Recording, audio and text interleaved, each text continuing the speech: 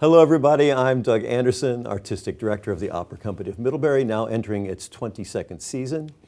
I'm also director of our upcoming production, which is Derek Wang's Scalia Ginsburg, and I'm here today to talk to you about it and I think get you excited about this really remarkable contemporary opera, which now is one of the most produced new operas in the country. Obviously, you know who the opera's about. It's about Antonin Scalia and Ruth Bader Ginsburg, who are both judges, or were both judges on the Supreme Court.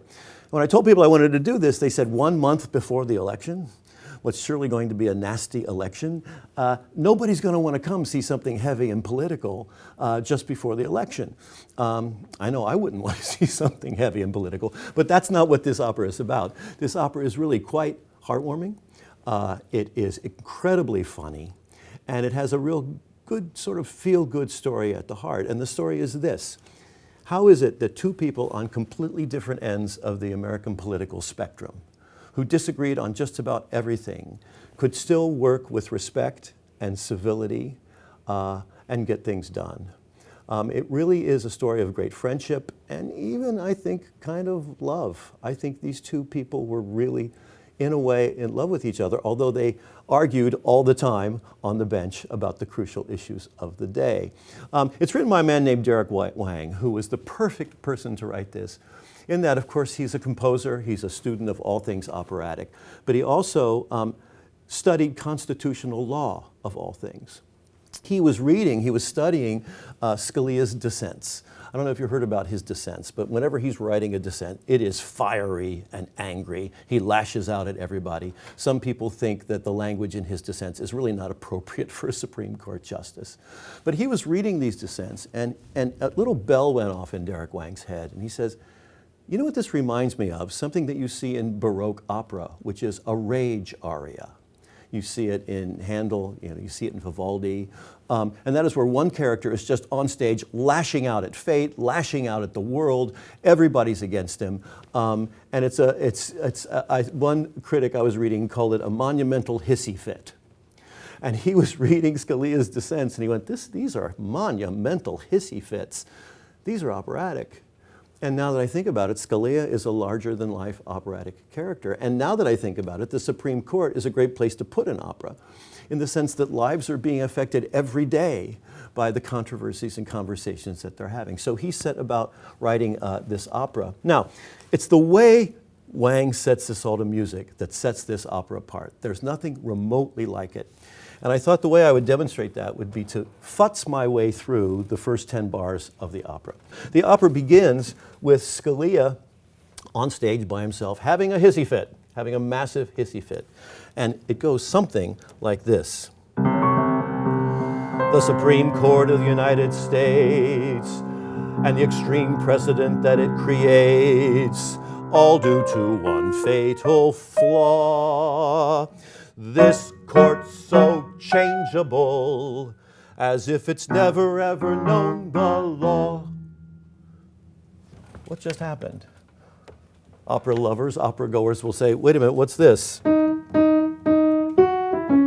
What's that doing there? Of course, that is Verdi. It's the Duke's aria from Rigoletto, and the Duke is complaining that women are so changeable. He wants surety, he wants certainty, and yet they're different every day. You never know where they're going, you never know what they're thinking. He's singing that, and it's interesting when Scalia is saying, this court is so changeable.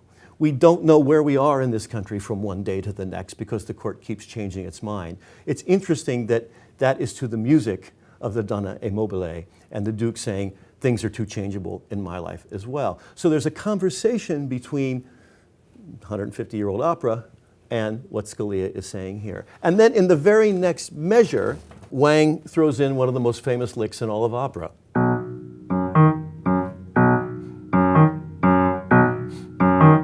What's that?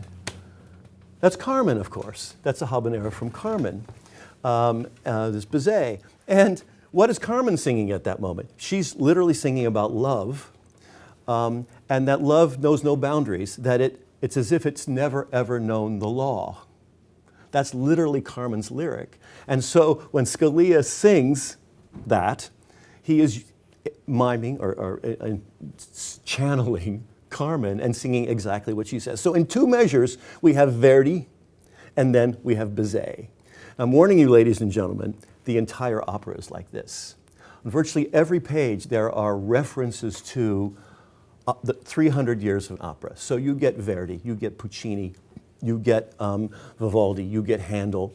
And it's always some sort of funny, nuanced relationship or conversation between these old operas and what's happening, I'm going to say, in real time between Scalia and Ginsburg. And so this whole score is, it's not some contemporary atonal opera that's going to hurt your ears. It is incredibly lush and beautiful, and part of it is a game you will all be playing. We're like, what's that? Oh my God, that's a La Bohème. Or when a character is nattering it away in a very fast way, in an idiotic way, you'll go, wait a minute, Gilbert and Sullivan. So it's remarkably fun in that way. It generates a lot of laughter, and I think also just an interesting subtext to what's happening. Now, none of this is gratuitous because Scalia and Ginsburg shared one great passion, and it was, anybody? Opera. They were both huge opera fans, and they would argue in court all day long. Then they would link arms, go to the Kennedy Center, and go to the Washington National Opera. They saw virtually every show there. They were huge opera fans. Ginsburg wrote that she saw her first opera when she was 11 and always dreamed not of being a judge, but of being a coloratura soprano. That's what she always wanted to be.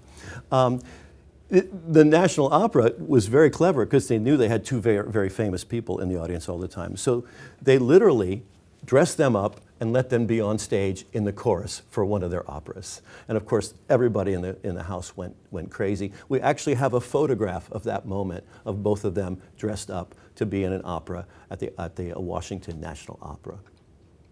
Not only that, when they did Filles de Régiment, and I hope you saw our production of it last June, of Filles de Régiment by Donizetti, you'll remember that in the fourth act there is the Duchess of Krakenthorpe, who doesn't sing, but she's very funny, has a lot of lines, and is very imperious. When they did Filles de Régiment, Ruth Bader Ginsburg played the role.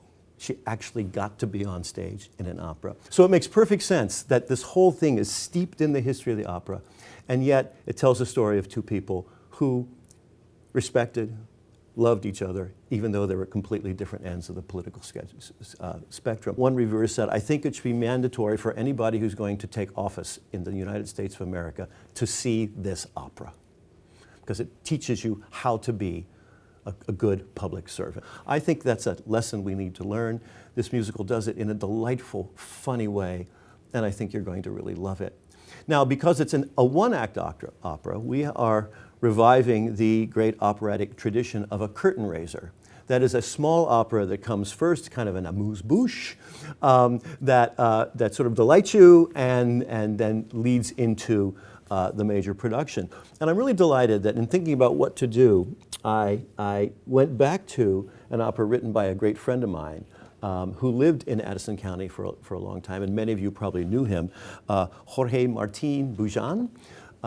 He was a man about town. He came to everything that we did here. And I remembered that in the 90s, he wrote an opera, 5-part opera based on 5 short stories of Hector Hugh Monroe, also went by the name of Saki.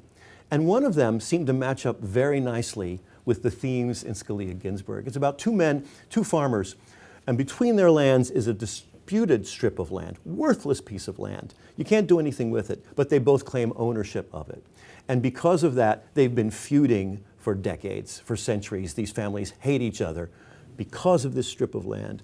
I'm not going to give too much away because there's a very dramatic opening, but by the end of the 17 minutes, they found a way to see each other and understand each other better. So both of these operas are about overcoming long-held differences and finding ways to be human beings. I think you're going to love it. I hope to see you there. Thanks, everybody.